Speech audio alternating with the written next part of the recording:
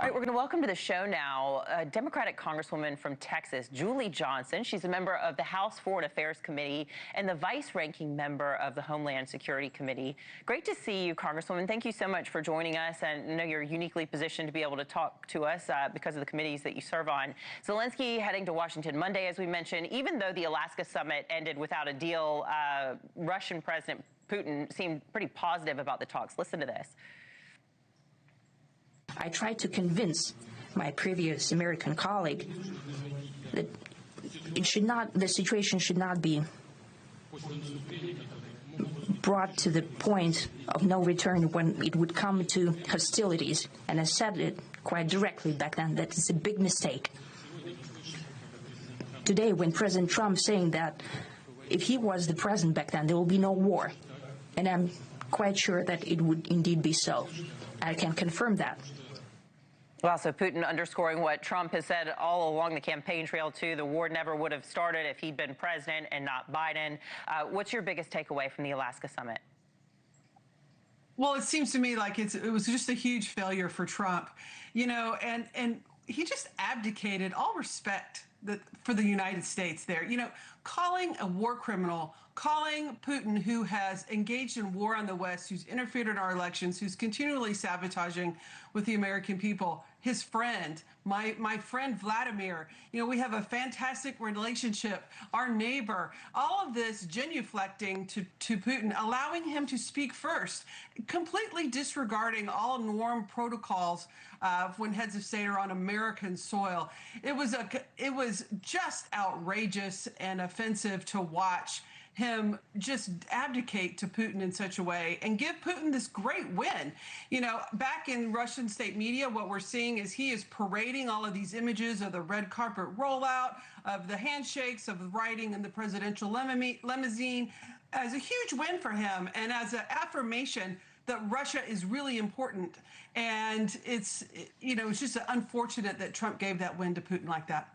Well, NewsNation did speak with the governor of Alaska, Mike Dunleavy, who says he thinks Trump is actually the one holding a lot of the cards. Listen to this. Russia's in trouble. Russia, you know, their bombers, strategic bombers, they still use propellers. That was a B-2. So world of difference, a generational difference between their military and our military. So we've got the cards. I think President Trump is going to leverage something good, I hope, for the world, for the Ukraine and ending this war.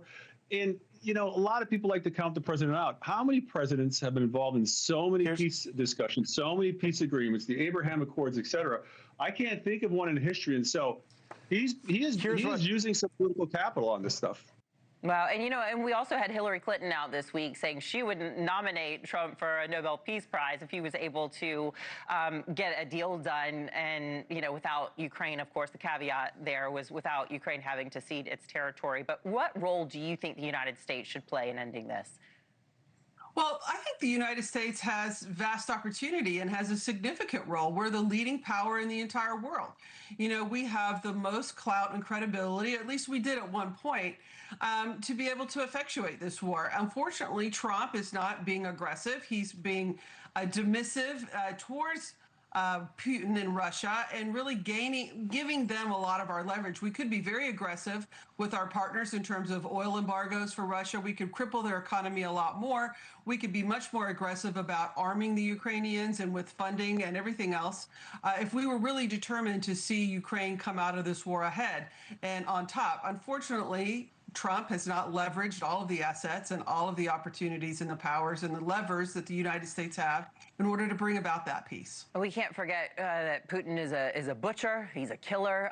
He's been in power for a very long time, wreaking havoc on his own people for a very long time. He's also had interactions with a lot of other presidents besides President Donald Trump. Let's take a look back. Listen to this. Russia, after all, has a new president, a new government, a new Duma. Its economy is showing encouraging signs of growth. Do I trust him? Yeah, I trust him. Do I like everything he says? No. And I suspect he doesn't like everything I say. And this, I think, is an example of the kind of constructive, cooperative relationship that moves us out of a Cold War mindset into the realm where, by working together, we not only increase security and prosperity for the Russian and American people, but also help lead the better place. So there we saw presidents on both sides of the aisle there, and depending which side of the aisle you sit, you sort of see these moments in time, these moments in history through a different lens. What is the best way to deal with Russian President Vladimir Putin, who's former KGB, and he just, says one thing and does another? Right. He is an untrusted adversary, and he is a true adversary. I think what we've seen is presidents in this country historically, and the current one included, don't want confrontation with Russia. They want to avoid it at all costs. Russia's a nuclear power. I mean, they have, certain components to their country and to their arsenal that are a threat to the United States. And presidents have historically treated them with kid gloves. And we're seeing Trump do the same thing. And, all of his rhetoric of, I'm going to bring Russia, Vladimir's my friend, on all of this kind of stuff, he's going to listen to me. It's just a bunch of bullshit.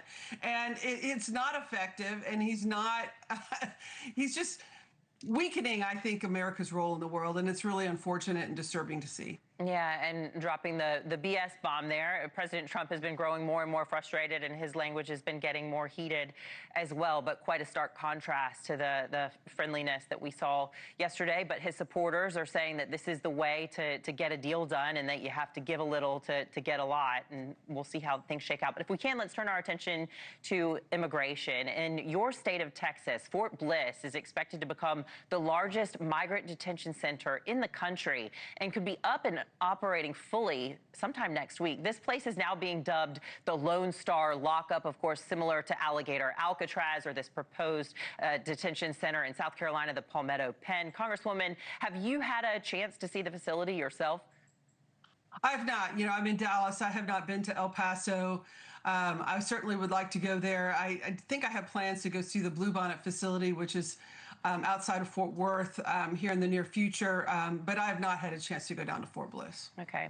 And switching gears to this now, too, Texas Governor Greg Abbott is saying that he's going to be calling a second special session to push for new congressional maps. Of course, Republicans are trying to eke out 5 more seats or so. California Governor Gavin Newsom is also joining in on the fight, saying his state is going to use a special election to decide on their maps. Take a listen to what he said this week. We're doing this in reaction to a president of the United States that called a sitting governor of the state of Texas and said, find me 5 seats. We're doing it in reaction to that act. We can't stand back and watch this democracy disappear district by district all across this country. So, just last weekend, we were showing sound from him, from this governor, saying that he was backing the Texas Democrats. They were fleeing the state of Texas because what Republicans were doing in the state of Texas was against democracy. They were defending democracy, he said. But now he's doing the same thing, or said he's going to, in California. How do you square that? Well, I think the rules have to be the same. I think the general narrative is, we favor an independent redistricting commission across this country, but all the states need to participate in it. Half the states can't do it one way, and the other states do extreme partisan gerrymandering. And Texas is disregarding the norms. They're bending the knee to the president and redoing this mid-decade redistricting at the beck and call of Trump. And so Democrats have 2 choices. We can either just let it stand, lose seats, or we can fight back. And I think it's responsible. I'm thrilled to see the governor do that. I think that we have to fight back and all play by the same rules in the sandbox, and that's what we need to do. And so I'm glad to see California moving forward. I thought the governor's speech was right on and spot on about framing the issue and putting it to the people of California to decide if they want to meet fire with fire. It's up to the people to decide. Thank you so much for arguing all of your points for your party, Congresswoman Julie Johnson. Appreciate it. Please come back again. Thank you. Thanks. Thank you for having me.